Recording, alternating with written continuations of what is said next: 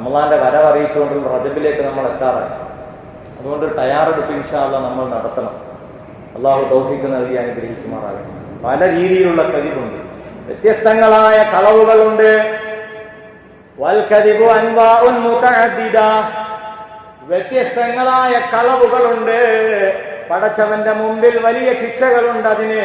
ഫമിൻഹും മാ യകൂനു ഫിൽ അഖ്വാൽ, അത് വാക്കുകൾ കൊണ്ടുള്ള കളവാകാം. വമിൻഹും മാ യകൂനു ഫിൽ അഫ്ആൽ, അത് പ്രവർത്തികൾ കൊണ്ടുള്ള കളവാകാം. വമിൻഹും മാ യകൂനു ഫിൻ നിയ്യാത്ത്, നിയ്യത്തിലുള്ള കളവാകാം. നിയ്യത്ത് ഹൃദയത്തിൽ നമ്മൾ ഒന്ന് കരുതിക്കൊണ്ട് നമ്മൾ പുറത്തു വേറൊന്ന് പറയുക, അത് ഹൃദയം കൊണ്ടുള്ള കളവാവുമല്ലോ. ഏറ്റവും അപകടം പിടിച്ചതാണ് നാവ് കൊണ്ടുള്ള കളവ്.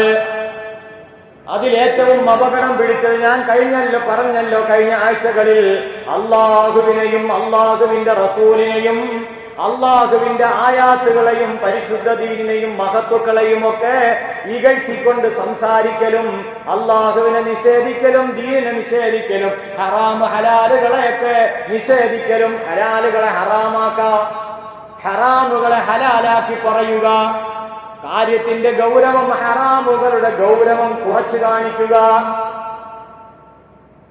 ഇതൊക്കെ അള്ളാഹുവിന്റെ ആയാത്തുകളെ നിഷേധിക്കലാണ്.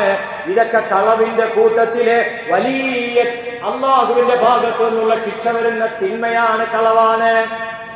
ഫമൻ അളമു മിമ്മൻ ഇഫ്തറാ അലല്ലാഹി കദിബാ ഔ കല്ലബ ബിആയാതി, അള്ളാഹുവിന്റെ ദൃഷ്ടാന്തങ്ങളെ കളവാക്കുന്നവനേക്കാളും അള്ളാഹുവിന്റെ പേരിലും അവന്റെ റസൂലിന്റെ പേരിലും കളവ് പറയുന്നവനേക്കാളും വലിയ അക്രമി പിന്നെ ആരാണുള്ളത്? അവരെക്കാളും വലിയ അക്രമി ആരാണുള്ളത്? വിശുദ്ധ ഖുർആൻ ചോദിക്കുന്നു, വലാ തഖൂലു മാ തസിഫു അൽസിനതുകുമുൽ കദിബ ഹാദാ ഹലാലുൻ വഹാദാ ഹറാം ലിതഫ്തറൂ അലല്ലാഹിൽ കദിബ ഇന്നല്ലദീന യഫ്തറൂന അലല്ലാഹിൽ കദിബ ലാ യുഫ്ലിഹൂൻ. കളവ് പറയുന്നവർ ഒരിക്കലും വിജയിക്കുകയില്ല. നിങ്ങളുടെ നാവിൽ വിശേഷിപ്പിക്കുന്നതനുസരിച്ച് ഇത് ഹറാമാണെന്നും ഇത് ഹലാലാണെന്നും ഒക്കെ നിങ്ങളങ്ങ് തീരുമാനിക്കുകയാണോ? നിങ്ങളങ്ങ് പറയുകയാണോ? നിങ്ങൾ അങ്ങനെ അങ്ങ് തീരുമാനിച്ച് ഹലാലുകളെ ഹറാമാക്കുകയും ഹറാമുകളെ ഹലാലാക്കുകയും ഒക്കെ ചെയ്യുകയാണോ? അള്ളാഹു ചോദിക്കുന്നുണ്ട് വിശുദ്ധ ഖുർആൻ 16-ാം അധ്യായത്തിലെ 116-ാമത്തെ ആയത്തിലൂടെ. വാക്കുകൾ കൊണ്ട് കളവ് പറയുക, പ്രവർത്തികൾ കൊണ്ട് കളവ് ചെയ്യുക, ഹൃദയം കൊണ്ട് കളവ് പറയുക. എന്താ ഹൃദയത്തിൽ കളവ് വരിക? വഹുവ അൻ യഖ്സുദ ബിനിയ്യതിഹി ഗൈറ വജ്ഹില്ലാഹ്, നമ്മൾ ചെയ്യുന്ന അമലിൽ അള്ളാഹുവിന്റെ തൃപ്തിയെ അല്ലാതെ മറ്റെന്തെങ്കിലും കരുതി പോയാൽ അത് നമ്മുടെ ഹൃദയം കൊണ്ടുള്ള കളവാണെന്ന് പരിശുദ്ധ മുഹമ്മദ് റസൂലുള്ളാഹി. ഇതിന്റെ ഗൗരവം നമ്മൾ അറിയാൻ വേണ്ടി ഇത്ര നന്മകളൊക്കെ നമ്മൾ ചെയ്യും. അങ്ങനെ ചെയ്യുന്നതിനിടയിൽ നമ്മൾ ചെയ്യുന്നതെല്ലാം അല്ലാഹുവിന്റെ വജ്ഹിന് വേണ്ടിയാണല്ലോ. ആ പടച്ചവന്റെ വജ്ഹിന് വേണ്ടി ചെയ്യുന്ന നന്മകളിൽ അല്ലാഹുവിന്റെ തൃപ്തിയെ അല്ലാതെ മറ്റെന്തെങ്കിലും ഒരു മനുഷ്യൻ കരുതിപ്പോയാൽ അവൻ ഹൃദയം കൊണ്ട് നീയത്ത് കൊണ്ട് കളവ് ചെയ്തവനാണെന്ന് പരിശുദ്ധ റസൂലുള്ളാഹി സ്വല്ലല്ലാഹു അലൈഹി വസല്ലമ തങ്ങൾ നമുക്ക് മനസ്സിലാക്കി തരുന്നുണ്ട്.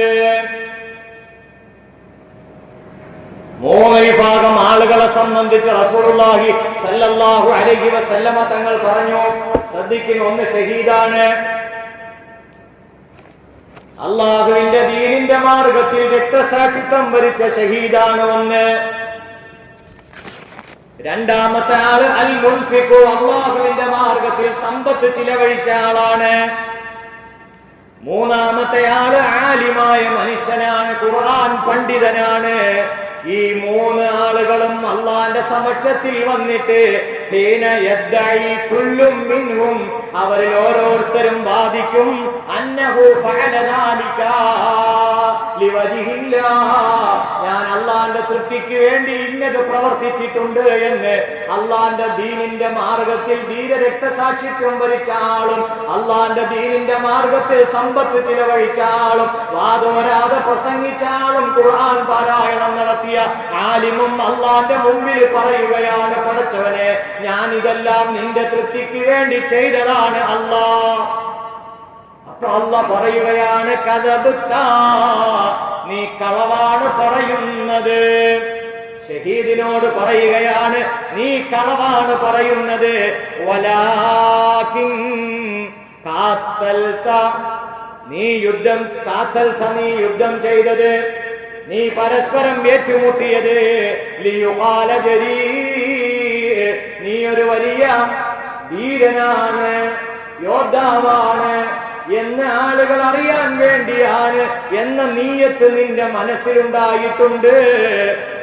അങ്ങനെ അങ്ങനെ പറയപ്പെട്ടു ആളുകൾ നിന്നെ സംബന്ധിച്ച്. നീ ഒരു വലിയ ധീരനാണെന്നും യോദ്ധാവാണെന്നും ജനങ്ങളൊക്കെ നിന്റെ ആ മനസ്സിന്റെ നീയത്തനുസരിച്ച് പറഞ്ഞു കഴിഞ്ഞു. അതുകൊണ്ട് നീ കളവ് പറയുന്നവനാണ്.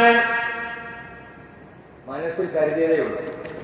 നമ്മുടെ അമലുകൾ അള്ളാന്റെ തൃപ്തിക്ക് വേണ്ടി ചെയ്യുന്ന അമലുകളുടെ കൂട്ടത്തിൽ ഇത് പടച്ചവന്റെ തൃപ്തിക്കല്ല എന്ന ഒരു ചിന്ത നമ്മുടെ മനസ്സിൽ വന്നാൽ മതി. നമ്മൾ കളവ് പറയുന്ന ആളായി ഹൃദയം കൊണ്ട്, നമ്മുടെ നീയത്ത് കൊണ്ട് കളവ് പറയുന്ന ആളായി വലില്ലാഹരി അടുത്ത ആള് വരുമ്പോഴും പറയും കദബ്താ വലാകിൻ തസദ്ദഖ്ത ലയുഖാല ജവാദ്, നീ ഒരു ധർമ്മിഷ്ഠനാണെന്ന് പറയാൻ വേണ്ടിയാണ് നീ എങ്ങനെ സദഖ ചെയ്തത്. അത് നിന്നെ സംബന്ധിച്ച് ദുനിയാവിൽ പറയപ്പെട്ടു കഴിഞ്ഞു. വെള്ളിയാഴ്ച പരസ്യമായിട്ട് കൊടുക്കണമെന്നല്ല, കൊടുക്കണം. വെള്ളിയാഴ്ചകളിലൊക്കെ ധാരാളം സദഖ ചെയ്യണം. മറ്റുള്ളവർക്ക് താല്പര്യം ഉണ്ടാകത്തക്ക നിലയിൽ നമ്മൾ സദഖ ചെയ്യണം. നമ്മൾ വലിയ സദഖ ചെയ്യുന്ന ആളാണെന്ന് തോന്നാനല്ല, അത് ഇബ്ലീസ് കൊണ്ടുവന്ന് ഇട്ടു തരുന്ന പ്രവൃത്തിയാണ്. ഇപ്പൊ ഞാൻ ഇപ്പൊ ഇത് നേരത്തെ പള്ളിയിൽ വന്നിരുന്ന ദിക്റൊക്കെ ചൊല്ലിയ ആളുകൾ എന്ത് വിചാരിക്കും? അങ്ങനെ നമ്മളെ ഇബ്ലീസ് പഠിപ്പിക്കും. ഞാൻ ഇപ്പൊ ഇനി പള്ളിയിലൊക്കെ വന്ന ആളുകൾ എന്തെങ്കിലും പറഞ്ഞാലോ, അങ്ങനെ ഒരു ചിന്ത നമ്മളെ മനസ്സിൽ. നേരത്തെ വന്ന് ദിക്ർ ചെല്ലിയാൽ ഞാനിപ്പോ ദിക്റൊക്കെ ചെല്ലുന്ന ആളാണെന്ന് ജനങ്ങൾ പറഞ്ഞാൽ അങ്ങനെ ഒരു ചിന്ത. നന്മ ചെയ്യാൻ ഏതെല്ലാം രീതിയിൽ തടസ്സമാകുന്നു ആ രീതിയിലുള്ള ഇബ്ലീസ് നമ്മൾ എന്ത് ചെയ്യും? തടഞ്ഞുകൊണ്ടിരിക്കും. അങ്ങനെ വേണ്ട. പരസ്യമായിട്ട് നമുക്ക് സദഖ ചെയ്യാം. നമ്മുടെ നീയത്ത് പലരും അതിൽ ഭാഗവാക്കാകട്ടെ എന്ന നീയത്തിലാണ്.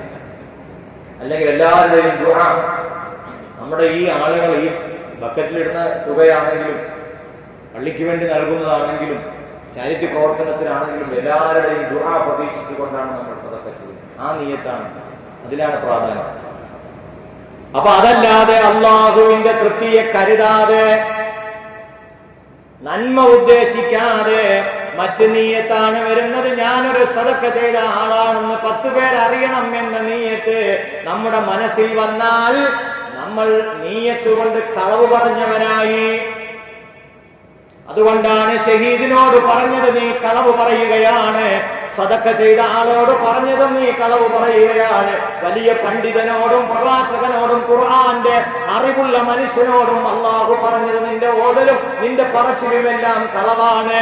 നിനക്ക് അള്ളാന്റെ തൃപ്തിയില്ലായിരുന്നു, അതുകൊണ്ട് ഇവിടെ നിനക്ക് പ്രതിഫലമില്ല. അതുകൊണ്ട് ഈ വിഷയത്തിന്റെ ഗൗരവം നമ്മൾ മനസ്സിലാക്കണം. നീയത്തിലും കളവ് വരാൻ പാടില്ല.